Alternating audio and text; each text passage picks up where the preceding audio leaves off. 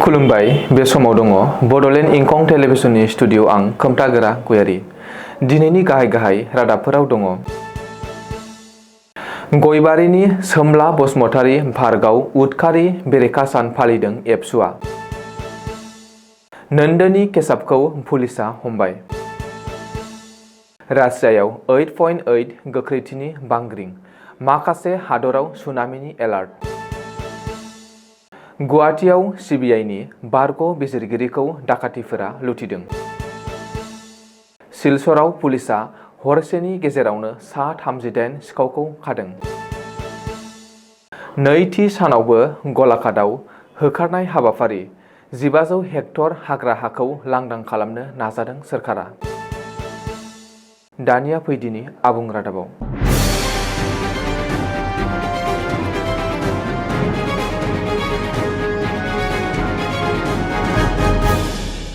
दुलाराय बर' फरायसा आफादा दिनै जोहोलाव सोमब्ला बसुमतारीनि 29थि थैनाय सानखौ लोब्बा लाखिनानै बोसोरफ्रोमबो फालिबोनाय बायदिनो देग्लायबो उदखारि बेरेखा सानखौ चिरां जिल्ला बासुगावनि गयबारियाव थानाय जोहोलाव सोमब्ला बसुमतारी पार्कआव फालिनाय जायो। हाबाफारि बायदियै फुंबिलिनि आर'जखौ जागायनानै एबसुनि गोथार फिरफिलाखौ ससे बिरहोयो दुलाराय बर' फरायसा आफादनि आफादगिरि दिपेन बर'आ।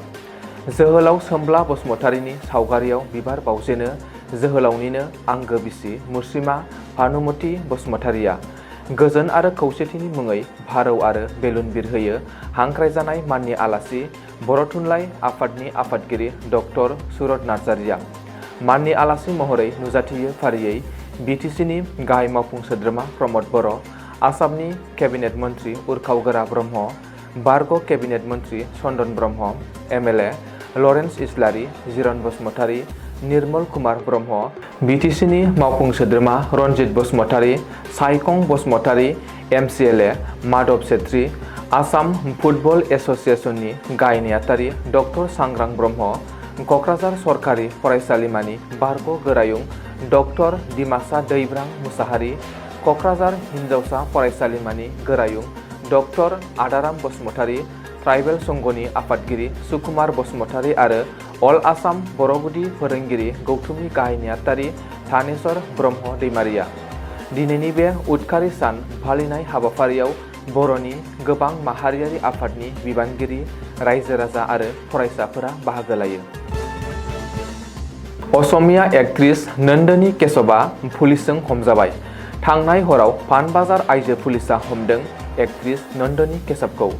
हिट एन्ड रान केसआव पानबाजार पुलिसआ हमदों नोन्दोनि केशबखौ। बे समाव गेदेर खैफोदाव नोन्दोनि केशब। रिपर्ट बादिब्ला नोन्दोनि केशबआ 10 बोसोरसिमहालागै जोबथेसालिनि साजा सैनांनो हागौ। BNSनि धारा 105 नि सिङाव एरेस्ट खालामदों नोन्दोनिखौ। नोन्दोनिनि केसआव जामिन गैयि धाराखौबो जाबसिननाय जादों। गिबियाव मंगलबारखालि हराव सरायघाट दालांनि साखाथिनिफ्राय पुलिसआ नोन्दोनि केशबखौ हमदोंमोन। पानबाजार थानायावनो हरसे सम बारहोनो गोनां जादों नोन्दोनि केशबआ।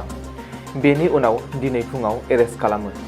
गिबियाव पुलिसआ दिनै नोन्दोनि केशबखौ देहा फाहामसालियाव थिसनो, बेनि उनाव बिजिरसालियाव हाजिर खालामनाय जायो। सुलुङाव फोरमायथिनाय बादिब्ला बे गिख्रंथाव जाब्रबथाया सोराङाव फैनायनि उनावनो राजधानी थियेटाराबो नोन्दोनि केशबनि गोरोबथाखौ सिमफायबाय। राजधानी थियेटारखौ 2 बोसोरनि थाखाय गोरोबथा खालामदोंमोन नोन्दोनि केशबआ। मख'नो गोनांदि नोन्दोनि केशबनि गारिजों सौजानाय लाइमोना हर गेजेराव देहा फाहामसालियाव जिउ गोमायो। थांनाय शुक्रबारखालि फुंबिलियाव बे गिख्रंथाव जाब्रबथाया जादोंमोन। गुवाहाटी नोगोरमानि दक्षिण गावआव जोबोर गोख्रैथिजों फैनाय नोन्दोनि केशबनि बलेर' गारिया लाइमोनखौ सौख्लायनानै खारलांदोंमोन आरो जेबो रोखोमनि खौरां लायाखैमोन नोन्दोनि केशबआ। नाथाय जाब्रबथायनि CCTV फुटेजजों लोगोसे गावनि मुङा खौरां बिजोङाव फोसावजानायनि उनावसो नोन्दोनिया खौरां लाहैदोंमोन। रासियायाव गिख्रंथाव बांग्रिं, रिक्टार स्केलाव 8.8 गोख्रैथिजों रासियानि मोनसे दिपआव बांग्रिं मावदों। सुलुङाव फोरमायथिनाय बादिब्ला दिनै प्रशान्त लैथोमायाव थानाय रासियानि मोनसे दिपआव 8.8 गोख्रैथिजों बांग्रिं मावदों। बांग्रिंनि गोख्रैथिया ओरैबायदि गोख्रोंमोनदि बेनि गोहोमखौ प्रशान्त लैथोमायाव नुनो मोन्दों। रासिया खुंथाया फोरमायथिनाय बादिब्ला रासियानि जारिमिनाव बेयो देरसिन बांग्रिं मावनाय। ओरैहाय बे बांग्रिं मावनायनि उनाव सुनामिनि सन्देह खालामनाय जादों आरो जापान, रासियाजों लोगोसे प्रशान्त लैथोमानि दिपफोराव सुनामिनि एलार्ट जारि खालामनाय जादों। रिपर्ट बादिब्ला बांग्रिं मावनायनि जुनै कुरिल दिपफोराव 4 मिटार गोजौसिम लैथोनि दैनि गुथालफोरा सौग्रावदोंमोन। बेनि थाखाय साखाथि फाखाथि ओनसोलनि रायजोफोरखौ रैखाथि गोनां जायगायाव लांनो गोनां जादोंमोन आरो माखासे बिल्डिं इनफ्रास्ट्राक्चारफोराबो खहा जादों। इउनाइटेड स्टेट्स जिअलजिकेल सार्भेनि रिपर्ट बादिब्ला गिबि बांग्रिंनिफ्राय 45 मिनिटनि उनाव खोला सानजायाव 6.9 गोख्रैथिनि आरो 6.3 गोख्रैथिनि बांग्रिं मावो। दासिमाव बै ओनसोलाव मोन 9 बांग्रिं मावदों। बेनि उनावनो ओनसोलाव हाई एलार्ट जारि खालामनाय जादों।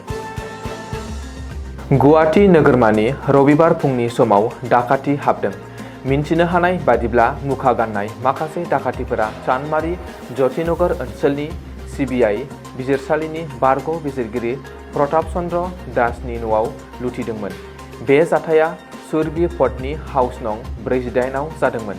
दाखाथिफोरा बारग' बिजिरगिरि आरो बिनि नखरनि सोद्रोमाफोरखौ खानानै न'निफ्राय सनानि गहेना आरो गोबां नोगोद रांफोरखौ लुथिना लांनानै खारखुमा लांदोंमोन। फारसेथिं सोलिफु समाव दाखाथि हाबनाय जाथाया नोगोरमायाव मोनसे गिदिर जिंगा सोमजिहोदों। बे जाथायाव सोमोन्दो थानाय गासै 7 दायनिगिरिफोरखौ दासान्दि चानमारी पुलिसआ खानो हाबाय। बेनि अनगायैबो थानायाव केस नं 195/25 नि सिङाव मोनसे केस रेजिस्टार खालामनायजों लोगोसेनो जाथायनि बागै आथिखालाव गोख्रों नायबिजिरगासिनो दङ। काछार पुलिसआ खावनायनि बेरेखायै अपारेसन खालामनायाव हरसेनि गेजेरावनो सिलचरनि गुबुन गुबुन जायगानिफ्राय गासै सा 38 दुथां सिखावफोरखौ खानो हादों। अपारेसन खालामनायाव पुलिसआ सनानि गहेना, मटरसाइकेल गंसे, स्कुटि गंसे, साइकेल आरो गोबां खावनाय बेसादफोरखौ जब्द खालामनो हादोंमोन। मिन्थिनो हानाय बादिब्ला बावैसो सिलचराव सिखाव खावनायनि जाथायफोरा गोमोथावै बांनायनि जाहोनावनो बे जर'खा अपारेसनखौ खालामदोंमोन। काछारनि पुलिस सामलायगिरि नुमल म'त्ताया जाथायनि सायाव बिथा खालामना हमजानाय सुबुंफोरनि गेजेराव बांसिनै ड्राग्स बाहायग्राफोरमोन होननानै रिपर्टआव मिथिहोदों। बबेखानि सिखाव खावनायनि बागै गोबाव समनिफ्रायनो जिल्ला खुंथायनि गोबां थानाफोराव सिखावनि बागै कमप्लेन होनायबो दंखायोमोन मिन्थिनो मोन्दोंमोन। लोगोसेनो जब्द खालामनो मोननाय गोबां बेसादफोरखौ लाख रांनि जागोन होननानैबो बुंदों। खर'सा आसामनि गलाघाट जिल्लायाव फ्राय 1500 हेक्टर हाग्रा हानिफ्राय अजद गोनां दखल खालामनायखौ बोखारनायनि थांखिजों मोनसे गिदिर बिबांनि होखारनाय अपारेसना बुधबारखालि नैथि सानाव आगान सुरबाय। आसाम नागालेण्ड सिमानि साखाथियाव थानाय रेंमा रिजार्भ फरेस्टनि सिङाव थानाय मुस्लिम हारिनि फ्राय 1500 नखरफोरखौ जायगा सोलायहोनो हागौ होनना साननाय जादों। मंगलबारखालि बिद्यापुर ओनसोलाव जागायदोंमोन आरो बुधबाराव सनारि बिल आरो पिटाकाट ओनसोलाव सोलिदोंमोन बे होखारनाय हाबाफारिया। मावख'आरि बायदिब्ला फ्राय 11,000 बिगायाव 1500 हेक्टर हाग्रानि हाखौ लांदां खालामफिननो थांखि लादों। बे अपारेसनखौ हाग्रा बिफान, गलाघाट जिल्ला खुंथाय, आसाम पुलिसनि हेफाजाबाव आरो नागालेण्ड सोरखारनि हेफाजाबाव मावफुंनाय जादों। दिनैनि रादाबा एसेनोसै। गोजोन्थों।